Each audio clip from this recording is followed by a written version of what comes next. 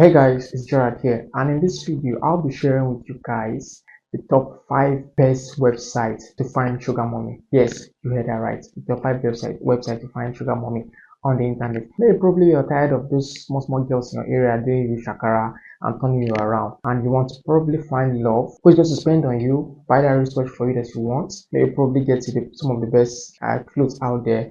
Okay, so 53% of Nigerian youths are unemployed. When a young man cannot afford a house, a date, or a future, and an older woman is offering all three, is his choice really a choice? So, how my research? There are so many dating sites and so many dating apps in Nigeria. This is one of them. You can see it has about 50,000 users. These sites promise to find young Nigerians a rich female or male companion that will cater for their needs. And it's not always sexual, but more on that later. So before we talk about the sugar mummies, we need to talk about why young Nigerian men feel they cannot afford real love in the first place. The first thing I would say is the unemployment reality. The State of Nigerian Youth Report found that over 80 million young Nigerians are jobless and 1.7 million new graduates enter the labor market every single year into an economy that cannot absorb them. Afrobarometer's 2024 survey found that nearly 1 in 4 Nigerian youths, that is about 23%, self-report being unemployed and searching for work. As you can see, this was quite lower in 2017 compared to 2024. That is crazy if you ask me. Nigeria ranks 172nd out of 183 countries on the Global Youth Development Index, placing second to last for youth employment. About 6 in 10 Nigerian youths have considered emigrating mostly to escape economic hardship. Now let's talk about housing. After all, you cannot invite a woman to your place if you do not have a place. For those staying in Abuja, do I need to say more? In Abuja, rent in neighborhoods like Maitama, Wuse, Gwarimpa have gone up as much as 40% in just 2 years, with many landlords demanding 2 or 3 years rent paid upfront before you can even move in. This has gotten so bad to the extent that so many families are now moving to the outskirts of Abuja because nobody can afford the rent in Abuja right now. I don't care who you are. I don't care how much you make. You cannot afford the rent in Abuja right now. Well, I'm talking to the young men right now. So my best advice for you is cut. In Abuja's Wuse 2, Asokoro, Gwarimpa, and CBD, a 1-bedroom apartment now costs about 2.5 million and even up to 13 million per year, depending on the size and features. That's just crazy. Meanwhile, Nigeria's minimum wage sits at about 70,000 per month. Just for clarity's sake, that is 840,000 naira per year. That's a fraction of the rent in Abuja. A civil servant once said something, and this resonated with me so well, that only politicians, top executives, and contractors can afford a city like Abuja. And Leadership newspaper documented that across Nigerian cities, annual rent reviews that initially was about 10 to 15% yearly has jumped to about 30 to 60% in 2025 alone. So normally, the rent increases by 10 to 15% yearly, but just in 2025 alone, rent has gone up by 30 to 60%. That is crazy. But I am just going to cut it here because I can rant about the hike in rent in Abuja for hours, but maybe in another video. So coming back to topic. With the unemployment, with the rent hikes, with the salary situation in Nigeria, that is even if you are employed. These are just the few financial reasons why people are not dating anymore. But the reasons go beyond financial. And I talked about that in a video I will link in the description. Please check that out after this video. But for now, I want to talk about something else. I want to talk about something Abuja people know very well, but the rest of Nigerians are pretending to not see it. That is the fake life. There is a well-documented phenomenon in Nigeria's capital. A man will borrow or rent someone else's car for a day, drive to a 5-star hotel, sit at the bar, and wait for a wealthy woman to notice him. But honestly, to be fair, this is not just an Abuja thing. I am just using Abuja as a case study. In April 2024, a Nigerian woman named Sarah Temilade went viral warning people on Facebook. She wrote, "Fear Abuja men." I thought this was a lie, but it's not. Especially indie contractors, real estate developer without one single estate or completed project. Almost everybody in Abuja now has one or two things to do with real estate. Everybody is a realtor, yet they do not know the difference between mass housing and mixed use. Run as fast as your legs can carry you, especially if you're a mature, hardworking woman with a little change in your bank account and they speak the finest English. Now that one they pay me pass.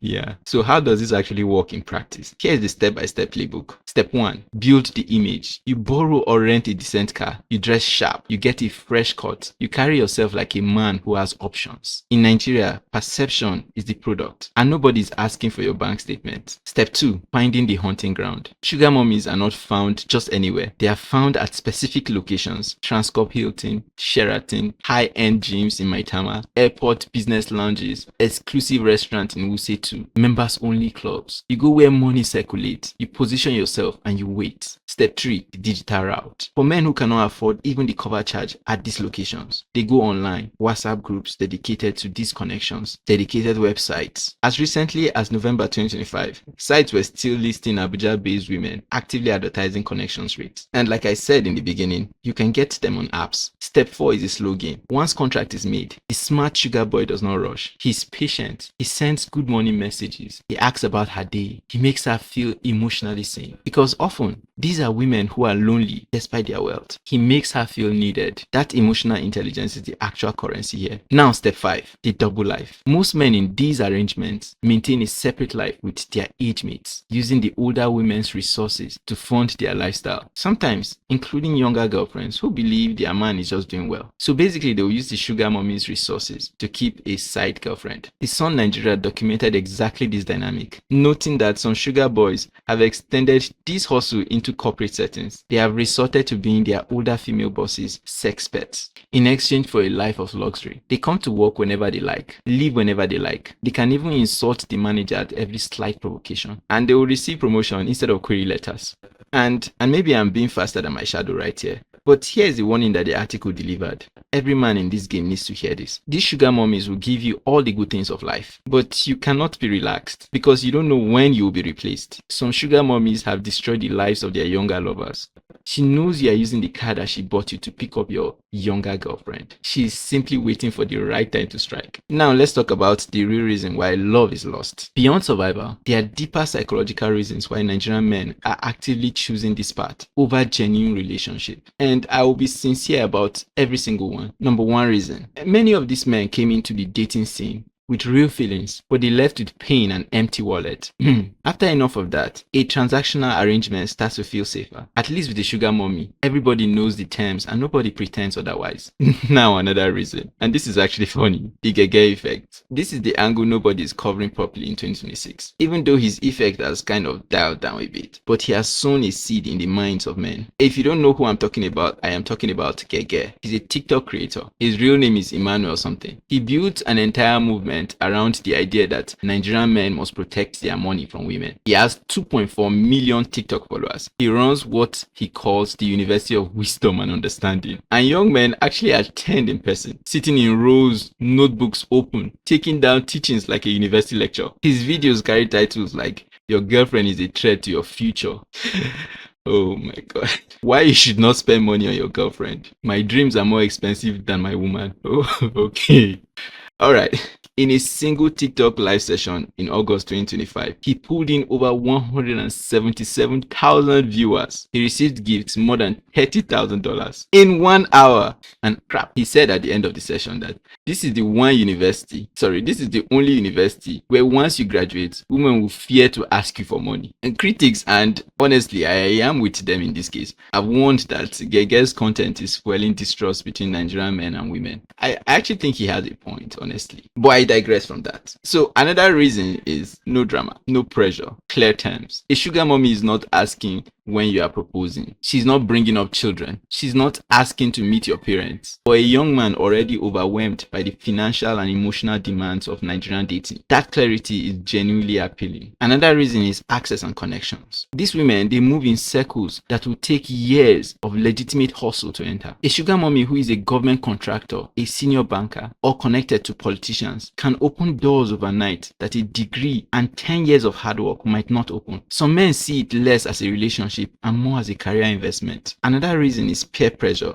and the performance of success. When your friends are eating at top restaurants and living in furnished apartments funded by older women, and you are staring at the ceiling of your one room, the pressure is real. The sugar mommy economy feeds on comparisons. But I am going to be talking about the dangers and what nobody will tell you. Now, I need to slow down a bit because this story has a very dark side and people are dying because of it. So I am going to be enumerating the dangers. Danger 1, a ritual killing trap disguised as sugar mommy contact. Not every sugar mommy on WhatsApp is a real woman. Some of those contacts are syndicates using the promise of a wealthy woman to lure victims for ritual purposes. The National Bureau of Statistics recorded over 150 ritual killings linked to young people seeking quick wealth. Many of these cases were concentrated in the western part of Nigeria and the FCT. This is the same geography where the sugar mommy economy is mostly active. Nigeria's House of Representatives subsequently urged the federal government to declare a state of emergency over the surge. Young men are entering those WhatsApp groups thinking they will find a rich woman and walk away with money. Some of them ended up walking away in body bags. Now, another danger, HIV risk. The HIV prevalence rate amongst sex workers in Nigeria is 24.5%. That is definitely one of the highest in the world. The HIV prevalence among people engaged in transactional sex is globally 12 times higher than the general population. I don't know if that is a risk you would like to take, but I definitely would not. Okay, this one is a bit more spiritual. Danger 3. You can lose your future. Career coach Dipo Awojide sparked a national debate when he posted, "Any sugar mommy that gives you 300,000 per night to sleep with you is using your destiny. Don't fall for quick money and end up useless in life. Continue working hard and smart. Your future is bright." The pushback was immediate. Young men asking, how do you tell someone to turn down 300,000 per night? That is the minimum wage for 3 months. But Dipo's deeper point actually stands. The man who lives on someone else's resources for years never builds the discipline, the skills, the savings to stand on his own. While I actually know he was saying it from a spiritual route, I think this point can also be made carnally. Now, number 4 danger, drug trafficking. Some sugar mummies with illegitimate wealth have been documented using their younger companions as drug mules. They will promise international travel to Dubai, London, or New York while hiding narcotics in the young man's luggage. The young man will end up in a foreign cell or facing execution while the woman just disappears. This is documented. It has happened severally. Now, I won't just talk about the negatives or the positive, depending on whoever is listening to this right now. I want to also talk about the solution to this problem, because whether you like it or not, this is actually an epidemic, and I think it needs to be corrected.